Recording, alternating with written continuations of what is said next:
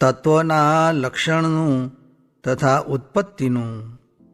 સ્વામિનારાયણે સંવત 1876 માક્ષર સુધી પૂનમને દિવસ શ્રીજી મહારાજ શ્રી ગરડા મધ્યે દાદા ખાચરના દરબારમાં વિરાજમાન હતા અને સર્વ શ્વેત વસ્ત્ર ધારણ કર્યા હતા અને પોતાના મખારવિંદની આગળ સાધુ તથા દેશ દેશના હરિભક્તની સભા ભરાઈને બેઠી હતી. પછી શ્રીજી મહારાજ બોલ્યા છે, જગતના કારણ એવા જે પુરુષ, પ્રકૃતિ, કાળ અને મહતત્વાદિક 24 તત્વ એમના સ્વરૂપને જ્યારે એ જીવ જાણે છે ત્યારે પોતાને વિશે રહી જે અવિદ્યા અને તેના કાર્ય એવા જે 24 તત્વ તેના બંધન થકી મુકાય છે.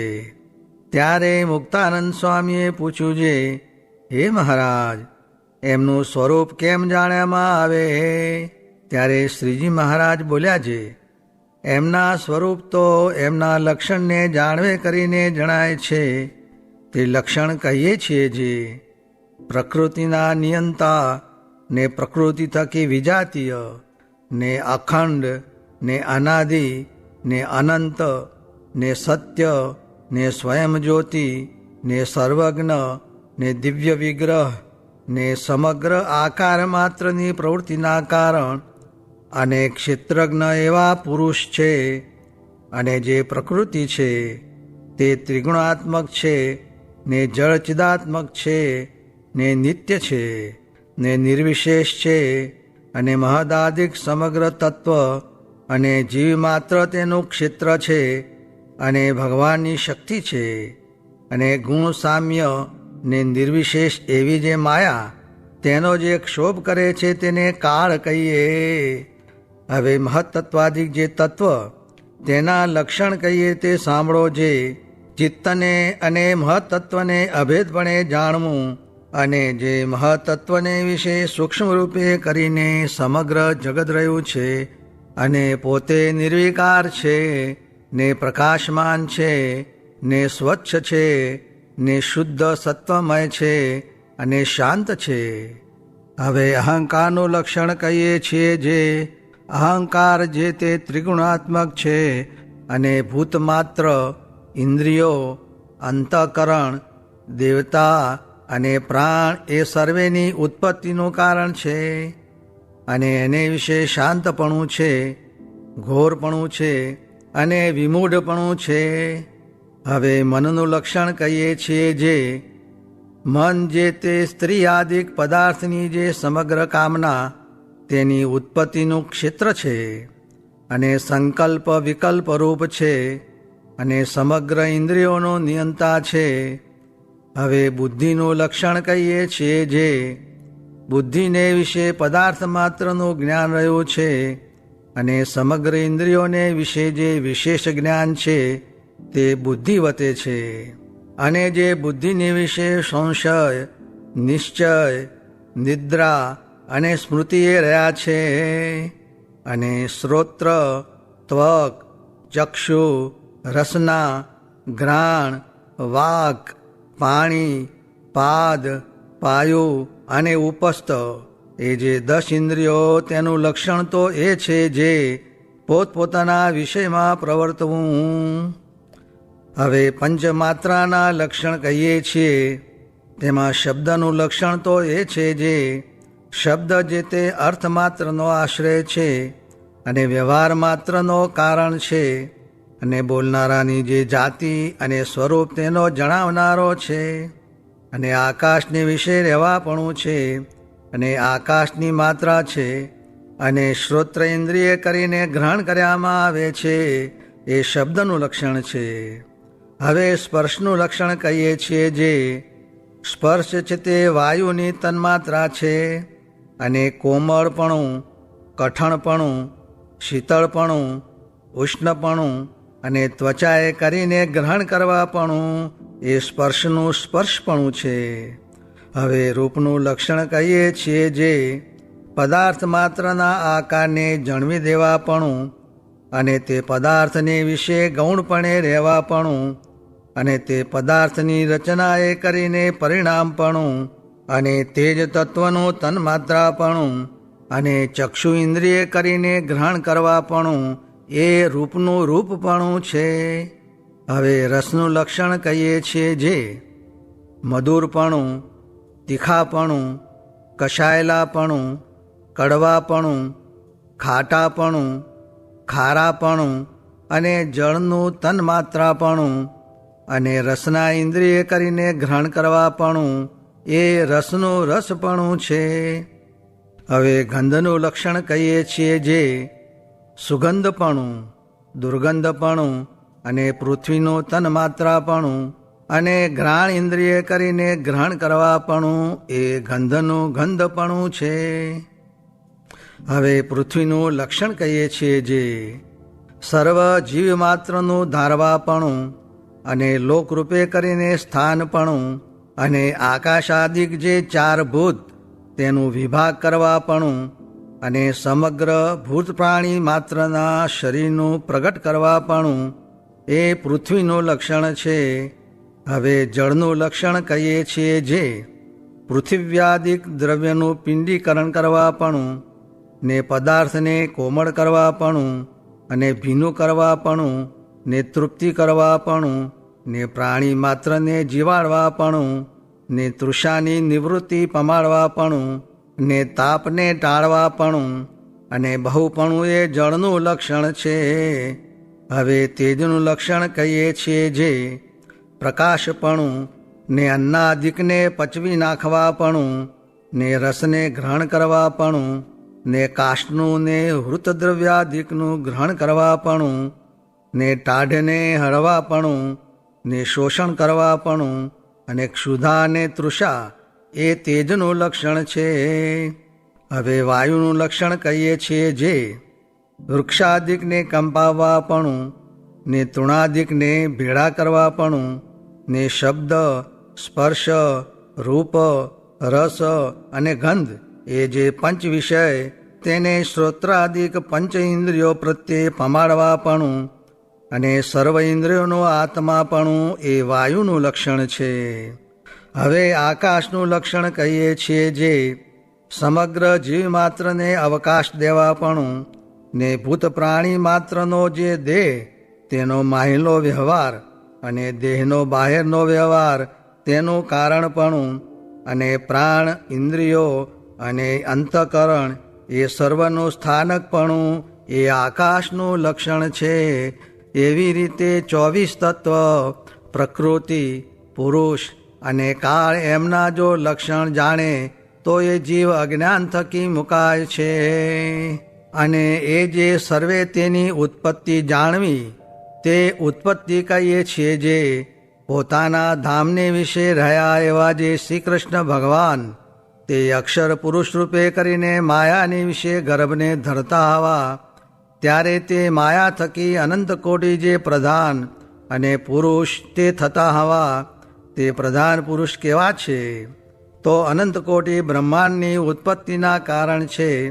તે મધ્યે એક બ્રહ્માંડની ઉત્પત્તિના કારણ જે પ્રધાન પુરુષ તેને કહીએ છીએ જે પ્રથમ પુરુષોત્તમ એવા જે શ્રી કૃષ્ણ ભગવાન તે પુરુષ રૂપે કરીને પ્રધાનને વિશે ગર્ભને ધરતા હવા પછી તે પ્રધાન થકી મહતત્વ ઉત્પન્ન થતું હોવું અને મહતત્વ થકી 3 પ્રકારનો અહંકાર ઉત્પન્ન થતો હોવો તેમાં સાત્વિક અહંકાર થકી મન અને ઇન્દ્રિયોના દેવતા ઉત્પન્ન થતા હવા અને રાજસ અહંકાર થકી 10 ઇન્દ્રિયો, બુદ્ધિ અને પ્રાણી ઉત્પન્ન થતા હવા અને તામસ અહંકાર થકી પંચભૂત અને પંચતન માત્રા એ ઉપજતા હવા. એવી રીતે સમગ્ર તત્વ ઉપજ્યા. પછી તે પરમેશ્વરની ઈચ્છાએ પ્રેર્યા થકા પોતપોતાને અંશે કરીને ઈશ્વર અને જીવના દેહને સૃજતા હવા.